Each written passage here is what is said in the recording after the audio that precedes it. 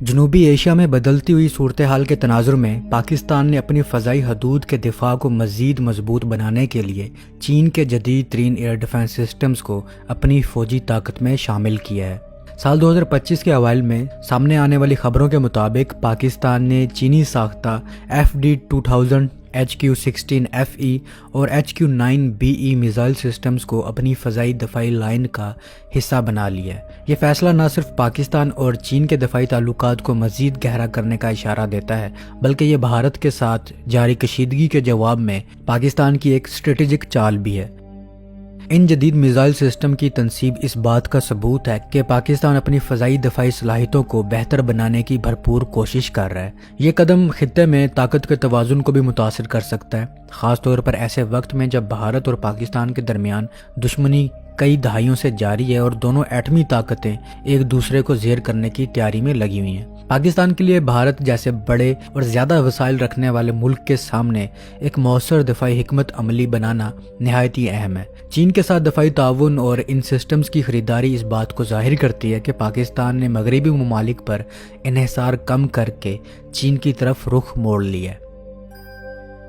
FD-2000 کی بات کی جائے تو یہ چین کے HQ-9 میزائل کا ایکسپورٹ ورژن ہے۔ یہ ایک جدید فضائی نظام ہے۔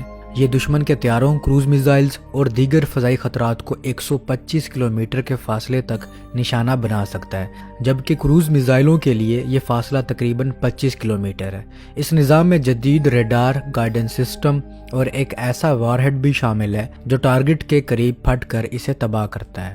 اگر اس کا موازنہ امریکی پیٹرائٹ PAC-3 سسٹم سے کیا جائے تو FD-2000 کی رینج زیادہ ہے، جبکہ قیمت نسبتاً کم ہے۔ تاہم PAC-3 میں ہدف کو براہ راست ٹکر مار کر تباہ کرنے کی صلاحیت ہے، جو FD-2000 میں نہیں ہے۔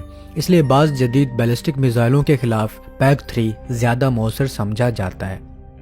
HQ-16FE کی بات کی جائے تو یہ سسٹم ایک اور جدید چینی فضائی دفاعی نظام ہے جسے پاکستان نے اپنی دفاعی لائن میں شامل کیا ہے۔ یہ سسٹم 25 سے 160 کلومیٹر تک دشمن کے طیاروں اور کروز میزائلوں کو نشانہ بنا سکتا ہے۔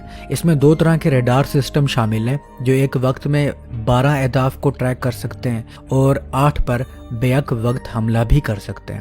اس کی خاص بات یہ ہے کہ یہ نظام قریبی اور درمیانے فاصلے کے دفاعی خلا کو پر کرتا ہے اور پاکستان کی موجودہ فرانسیسی کرائٹل جیسی مختصر فاصلے کی دفاعی صلاحیتوں اور FD-2000 جیسے طویل فاصلے کے نظام کے درمیان توازن پیدا کرتا ہے۔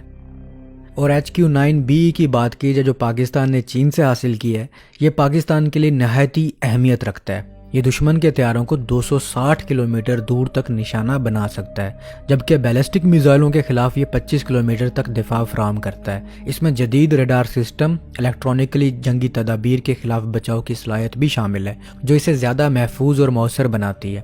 اگرچہ بھارت کے پاس S-400 سسٹم موجود ہے جو زیادہ وسیع بیلسٹک میزائل ڈیفنس فراہم کرتا ہے، مگر HQ-9BE ایک مناسب قیمت میں اچھا دفاعی متبادل فراہم کرتا ہے، خاص طور پر پاکستان جیسے بجٹ محدود ملک کے لیے۔ پاکستان کی فضائی دفاعی کوششیں نئی نہیں ہیں۔ 1960 اور 1970 کی دہائیوں میں پاکستان نے امریکی ہاک میزائل استعمال کیا جو کہ کم بلندی پر حملہ کرنے والے طیاروں کے خلاف محدود تحفظ فراہم کرتا تھا۔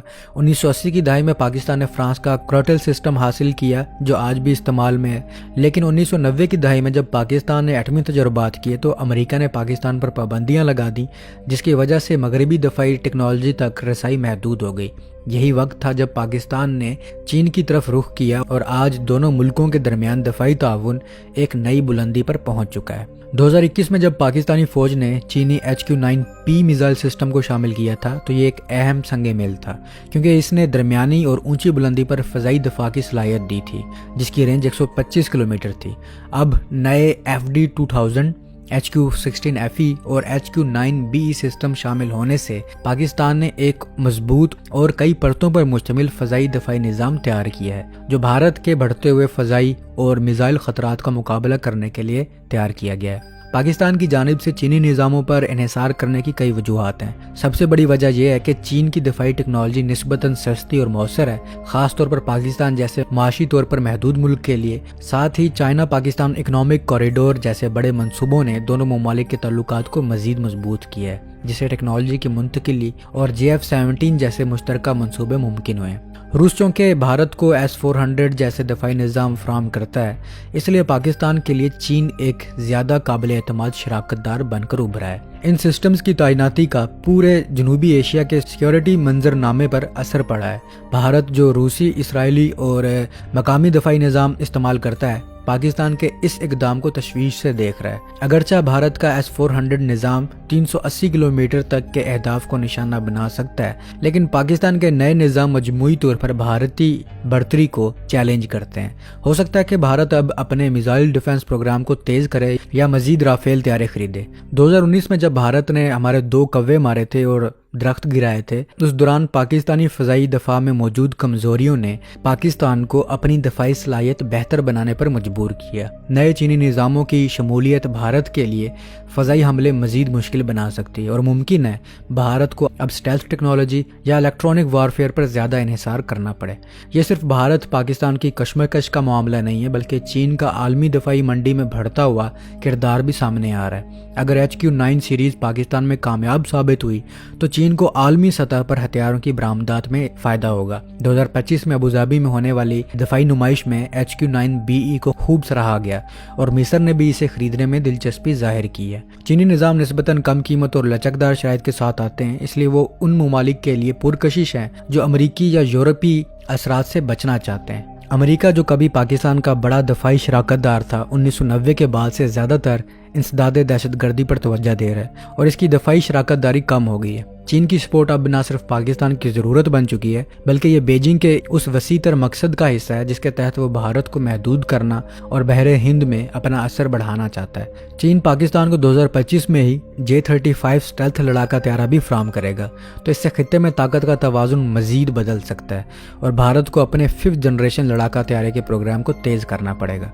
जहाँ पाकिस्तान का दफाई निज़ाम मजबूत हो रहा है, वहीं ये ख़तरा भी बढ़ रहा है कि ये सब कुछ भारत को मज़ीद हथियारों की दौड़ की तरफ धकेल सकता है। अगर पाकिस्तान इन सिस्टम्स को अच्छी तरह मजबूत कर ले तो ये इसे दुश्मन के फ़ज़ाई हमलों से महफूज रख सकते हैं। मजमूई तौर पर देखा जाए तो पाकिस्तान के लिए ये नई फ़ज़ाई दफाई हिकमत अमली न सिर्फ एक कौमी सलामती का इकदाम है, बल्कि इसके इलाकाई और आलमी असरात भी हो सकते हैं। अब देखना यह है कि यह निज़ाम पाकिस्तान को एक मजबूत दफाई ताकत बनाते हैं या इसे एक नई असलहे की दौड़ में उलझा देते हैं।